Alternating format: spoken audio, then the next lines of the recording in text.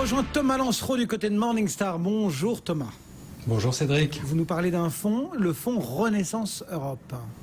Oui, un fonds de Comgest justement, et qui est un de nos fonds favoris pour le long terme, puisqu'il a reçu la meilleure note des analystes Morningstar, c'est-à-dire qu'il est noté Gold.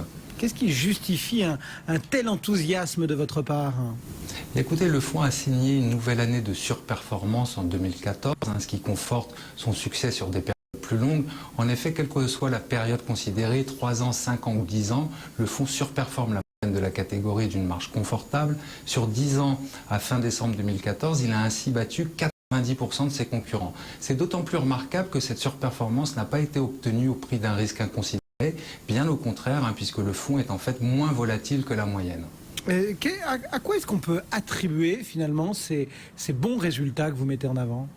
Je pense qu'ils ne doivent rien au hasard. C'est en fait le résultat d'une combinaison réussie entre stabilité et expérience des équipes d'un côté, et puis la grande cohérence du processus d'investissement d'autre part. Du côté des équipes, on a 7 gérants chevronnés qui ont 16 ans d'expérience en moyenne.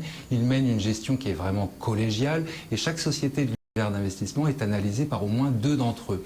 Les 3 gérants qui sont nommés sur ce fonds sont par ailleurs investis à titre personnel dans le fonds, ce qui est un bon moyen selon nous d'aligner leurs intérêts sur ceux des investisseurs. Et puis en ce qui concerne le processus d'investissement, il a lui aussi fait ses preuves. Il peut se résumer en 2 mots: qualité et croissance. Plutôt dans cet ordre-là, l'équipe ne s'intéresse au fait qu'aux sociétés qui sont capables de faire croître leurs bénéfices indépendamment du cycle économique. Les sociétés qui sont très cycliques, ce qui inclut la plupart des financières, sont donc volontairement exclues de l'univers d'investissement, et l'on trouve au contraire plus en portefeuille des valeurs de la santé, de la consommation, mais aussi de la technologie. On retrouve par exemple Roche ou Gemalto en portefeuille. Et du coup, qu'est-ce que ça implique en termes de performance? On a vu au début, on a cru distinguer quand même pas mal de succès. Qu'est-ce qu'on peut en dire de plus?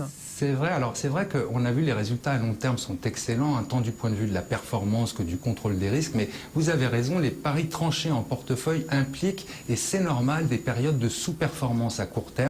En 2013, par exemple, une année, si vous vous rappelez, qui était plutôt risk-on, le fonds avait accumulé un léger retard, notamment du fait de l'absence de valeurs bancaires en portefeuille.